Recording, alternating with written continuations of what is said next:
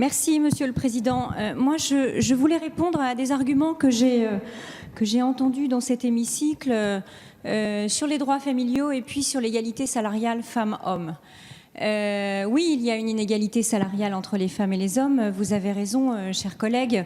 Elle est d'environ 23% aujourd'hui. Mais il ne faut pas oublier quand même que notre majorité a déjà porté des propositions. Et j'en veux pour preuve, je veux revenir sur la loi pour la liberté de choisir son avenir professionnel, où déjà nous avons pris un certain nombre de mesures à l'endroit des entreprises. Je vous rappelle que nous avons mis en place un outil qui est un indicateur et qui donne un délai de 3 ans aux entreprises pour s'inscrire dans cette égalité. Elles devront également dédier une enveloppe de rattrapage salarial, un contrôle sera effectué. Enfin bref, on ne peut pas dire que rien n'a été fait.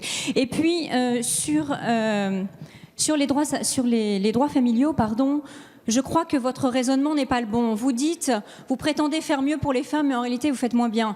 Non, je vous rappelle qu'il y a une bonification dans ce texte qui est prévu dès le premier enfant, 5%, puis dès le deuxième enfant, puis dès le troisième enfant. Alors c'est vrai, vous avez raison, au troisième enfant, on peut se poser des questions. Et d'ailleurs, c'est ce pourquoi nous espérons arriver rapidement à l'article 44 de ce projet de loi, pour pouvoir en discuter avec vous, Monsieur le Ministre, et avec vous, Monsieur le rapporteur. Parce qu'effectivement, sur le troisième enfant, notre groupe a des propositions à porter. Nous en avons déjà discuté. Et puis également dès le deuxième enfant, parce qu'on a un problème dans ce pays, c'est le taux de natalité.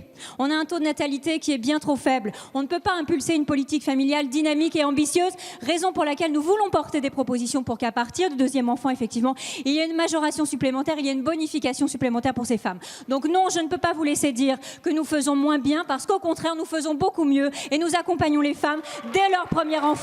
Nous prenons en charge intégralement leur maternité. Et donc, oui, Monsieur Quatennens, cette réforme, elle est favorable aux femmes.